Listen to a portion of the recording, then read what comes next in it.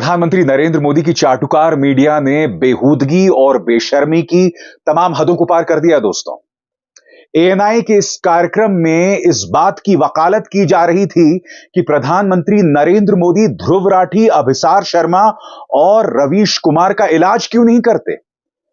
अरे आप पत्रकारिता करना सीख लें। अगर आप टेलीविजन पर यानी गोदी मीडिया पर सत्ता से सवाल करना शुरू कर देंगे तो हमारे मायने ही नहीं रहेंगे, मगर आप वो नहीं करते हैं। मगर दूसरी तरफ दोस्तों एक और चीज सामने उभर कर आई है। कांग्रेस की प्रवक्ता रागिनी नायक के आंखों में आंसू हैं।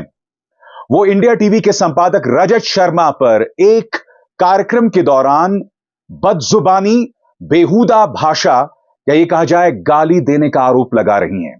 मैं आपको सुनाना चाहूंगा रागिनी नायक किस तरह से रजत शर्मा से कह रही हैं कि आपने मुझे गाली दी और अब आप मुझ पर अदालती केस करना चाहती हैं। आपका पूरा स्वागत है, कह रही हैं रागिनी नायक। मगर सुनिए रागिनी नायक किस तरह से उनकी आंखों में आंसू हैं, अपनी बात रख रही हैं। मेरे माँ बाप, मेरे बूढ़े सास ससुर, मेरे बच्चे सब वो वीडियो देख रहे थे। कांग्रेस के लाखों करोड़ों लोग, इस देश की जनता वो वीडियो देख रही थी। आपने मुझे गाली दी सिर्फ इसलिए कि मैं ईमानदारी से अपनी पार्टी का काम कर रही हूं। और सिर्फ गाली नहीं दी, उसके बाद सुबह आपने मुझे धमकाना शुरू किया। आपने कहना शुरू किया कि अगर प्रेस कॉन्फ्रेंस किया जाएगा तो डेफेमेशन का केस करेंगे।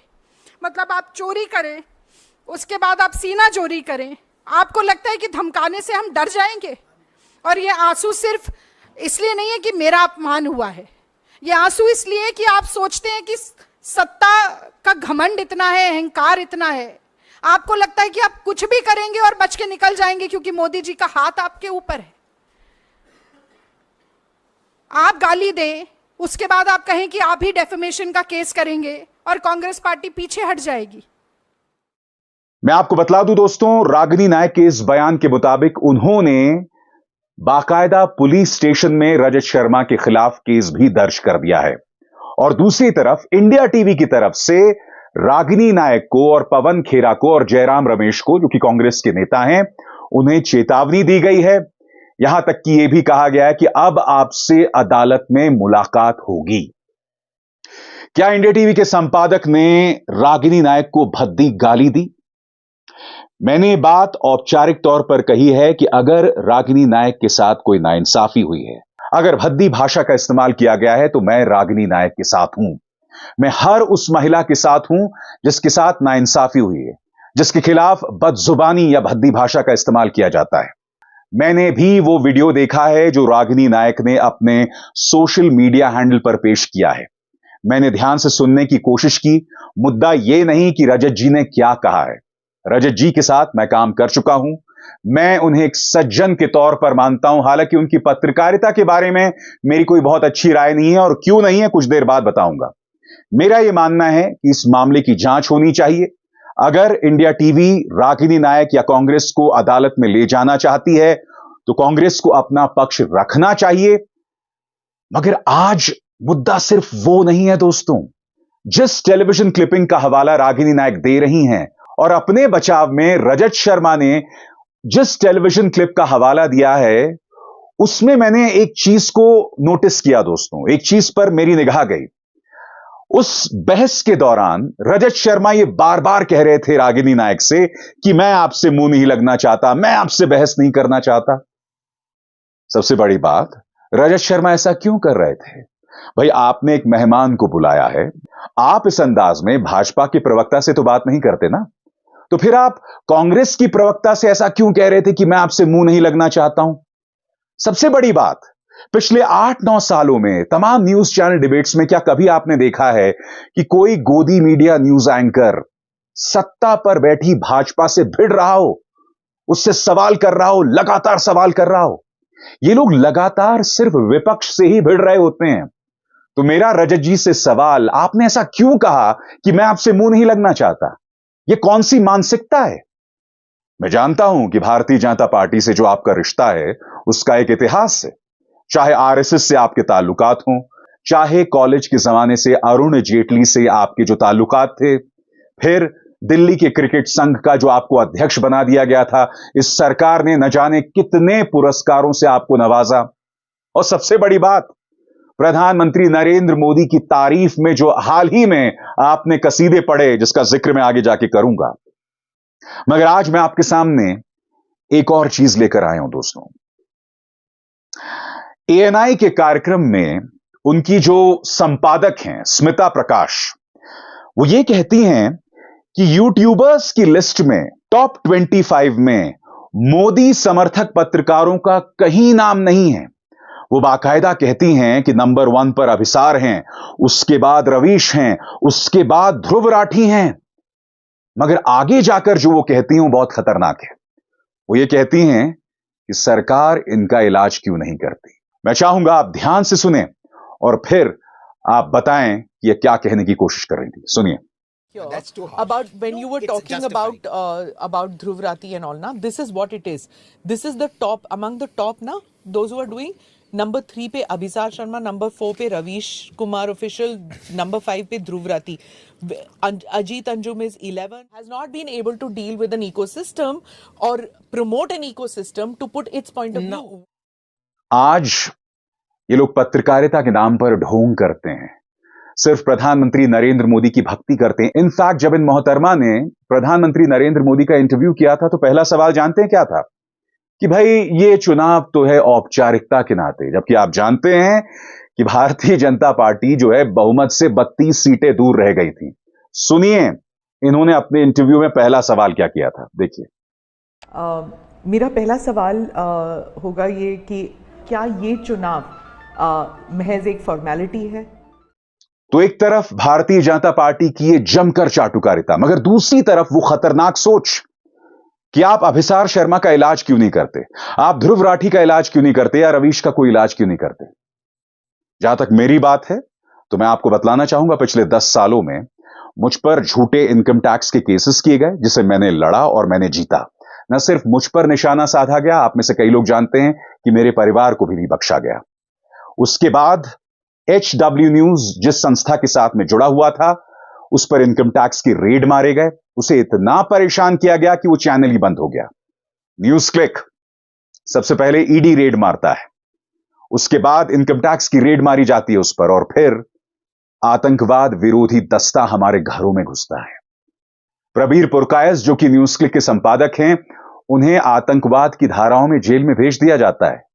यह बात अलग है कि कुछ दिनों बाद सुप्रीम कोर्ट लताड़ लगाती है और उन्हें रिहा कर देती है। कहने का अर्थ क्या है, जितना जुल्म करना था सरकार तो कर ही रही है ना। तो ये मोहतरमा क्या कह रही हैं, क्या कहना चाहती हैं कि भाई सरकार इनके बारे में कुछ करती क्यों नहीं, क्या चाहती हैं कि सरकार हमारे बारे में क्या करे।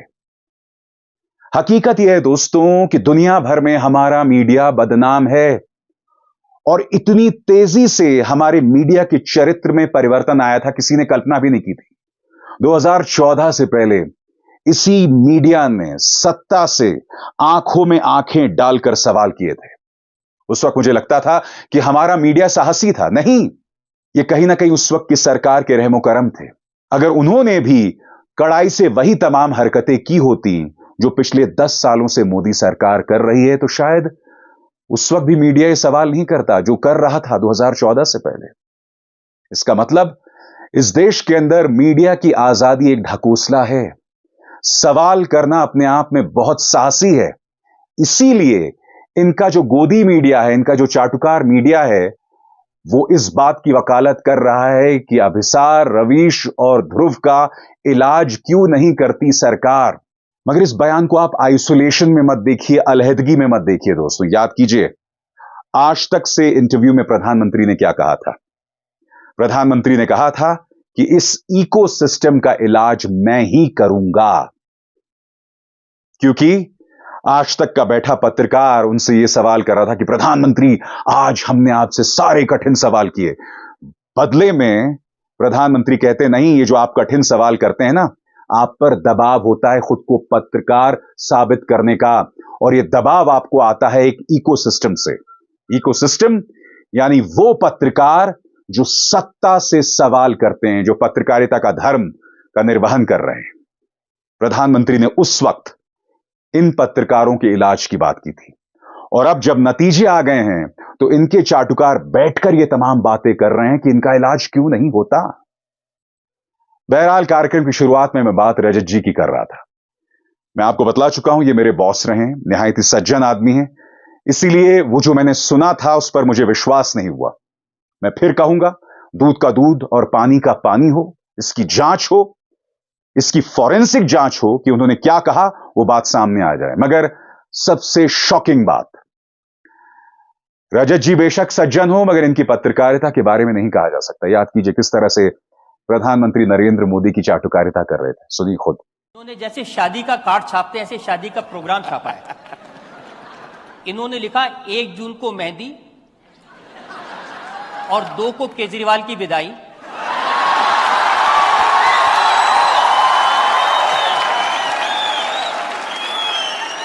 4 जून को ब्रेकफास्ट और उसके बाद हल्दी और लंच पे रोना धोना शुरू। 3 बजे ईवीएम की डोली में वापसी, 5 बजे विपक्ष की विदाई, 6 बजे विदाई का रोना और 7 बजे पप्पू जाएंगे इटली।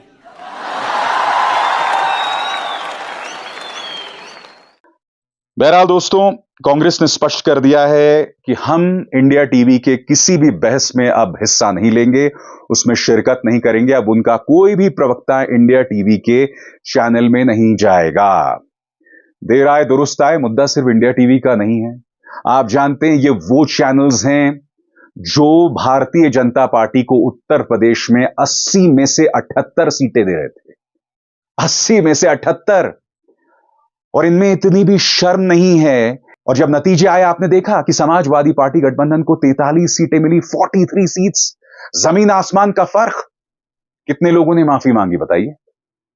बावजूद उसके बेहूदगी से ये लोग सामने आए। प्रदीप गुप्ता ऑफ एक्सिस रो जरूर रहे थे और इन्होंने इंटरनेशनल फेम भी हासिल किया। CNN तक इनकी बेहूदगी की चर्चा कर रहा था। कहने का अर्थ यह है दोस्तों, ये वो पोलस्टर्स हैं जो खुलकर भाजपा के प्रोजेक्ट्स पर काम करते हैं, और यह अतिशयोक्ति नहीं, यह तथ्य है। दूसरी बात, मुझे आपको कतई बतलाने की जरूरत नहीं है वो कौन है ए वोटर डी वोटर। वो आदमी बाकायदा स्टिंग ऑपरेशन में गुप्त कैमरे में पकड़ा गया था चोरी करते हुए, और ये कह रहा था कि भाई हम नतीजों को इधर उधर कर सकते हैं, थोड़ा बहुत रफू पैबंद कर सकते हैं। ये वो लोग हैं दोस्तों। तो इनकी विश्वसनीयता पर विश्वास किया जा सकता है क्या? ये लोग कभी माफी नहीं मांगेंगे। उस प्रशांत किशोर को देखा, कितनी बड़बोली बातें कर रहे थे, और अब दोबारा सामने आ रहे हैं और दोबारा वही बड़बोली बातें, वही बड़ी बड़ी बातें करना। इन सब पर आशीर्वाद किसका है? ये लोग किसके लिए काम करते हैं, ये मुझे आपको बतलाने की जरूरत नहीं है। और अब यही कुनबा कह रहा है कि सत्ता से सवाल करने वालों का इलाज किया जाए। आपको क्या लगता है दोस्तों, क्या अभिसार शर्मा का इलाज होना चाहिए? और क्या इलाज करना चाहेगी सरकार, मैं समझना चाहता हूं। आप हर एजेंसी से मुझे परेशान करवा चुके हैं। क्या विकल्प बचता है अब आपके पास? किस तरह से और परेशान करेंगे आप? सच की आवाज को नहीं दबा सकते आप, कभी नहीं दबा सकते। मेरी इन बातों को याद रखिएगा। आप तमाम प्लेटफॉर्म्स को बंद भी कर दें मगर आप सच की आवाज को नहीं रोक सकेंगे। यह भारत एक बहुत ही महान देश है, इसके अंदर भूख है सच्चाई की।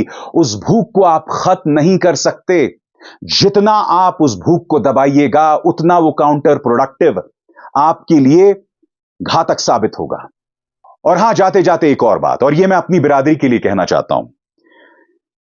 पिछले कुछ दिनों से जब से नतीजे आए हैं, मेरे कई मित्रों ने मुझे कॉल किया, कई दोस्तों ने मुझे कॉल किया, और वो मुझे बधाई दे रहे हैं कि अभिसार, ये आप ही के सवाल पूछने की वजह से भाजपा जो है वो बहुमत से 30 सीटें गिर गई हैं। आप, ध्रुव राठी, रवीश। सबसे पहली बात दोस्तों, राजनीति एक बहुत ही पेचीदा प्रक्रिया है। किसी भी पत्रकार को इस गलतफहमी में नहीं रहना चाहिए कि मेरी वजह से मोदी जी की सीटें गिर गई। नहीं, राजनीति एक बहुत ही पेचीदा प्रक्रिया है, मगर हां, सत्ता को सवाल करने चाहिए। दूसरी बात, चाहे मैं हूं या जो दो अन्य पत्रकार जिनका मैं जिक्र कर रहा हूं, अगर आप 100 लोगों की बात करें तो शायद उन 100 लोगों में से हम लोग 5 से 10 लोगों तक पहुंच रहे हैं। अधिकतर लोगों तक अब भी गोदी मीडिया पहुंच रहा है। गोदी मीडिया अब भी करोड़ों लोगों तक पहुंच रहा है, उनको ब्रेन वॉश कर रहा है। तो ये तुलना ही बेमानी है उन पत्रकारों में जो सत्ता से सवाल करते हैं और वो गोदी मीडिया जो सत्ता के सामने नतमस्तक है। बदनसीबी से ये लोग अधिकतर घरों तक पहुंचते हैं। और फिर हाथ जोड़कर मैं अपने उन तमाम पत्रकारों से अपील करना चाहूंगा कि इस गलतफहमी को मत पालिए कि आपकी वजह से कुछ सीटें कम हो गई हैं। सबसे बड़ी बात यह आपका काम भी नहीं है कि कौन सी पॉलिटिकल पार्टी सत्ता में बैठे, कौन सी पॉलिटिकल पार्टी सत्ता से बाहर हो, यह आपका काम नहीं है। मगर हां, इस बात को इनकार नहीं किया जा सकता कि पिछले 10 सालों में सत्ता से सवाल पूछने वाले पत्रकारों पर निशाना साधा गया है। इनकम टैक्स रेड मारी गई हैं, आतंकवाद की धाराओं में आपने उन्हें जेल में बंद किया है। आपने पत्रकारों के लिए ऐसे हालात पैदा कर दिए हैं कि उन्हें कोई नौकरी नहीं दे रहा है। और आपके सामने मैं हूं, जीता जागता प्रमाण। जब मैंने एबीपी न्यूज छोड़ा था दोस्तों, उसी दिन मुझे हिंदी साहित्य अकादमी का पुरस्कार मिला था। कुछ ही महीनों बाद पत्रकारिता का जो सर्वश्रेष्ठ पुरस्कार है, रामनाथ गोविंद का पुरस्कार मुझे मिला था।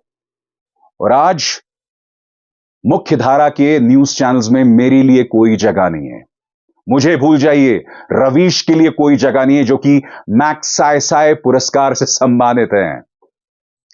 यह हालत है और यह हकीकत है। तो यह बात तय है कि पिछले 8-9 सालों में सत्ता से सवाल पूछने वाले पत्रकारों के लिए हालात मुश्किल पैदा हुए हैं, मुश्किल पैदा किए गए हैं। मगर वो गलतफहमी मत पालिए कि आपकी वजह से कोई पॉलिटिकल पार्टी सत्ता से जा रही है या सत्ता में आ रही है। अभिसार शर्मा को दीजिए इजाजत। नमस्कार।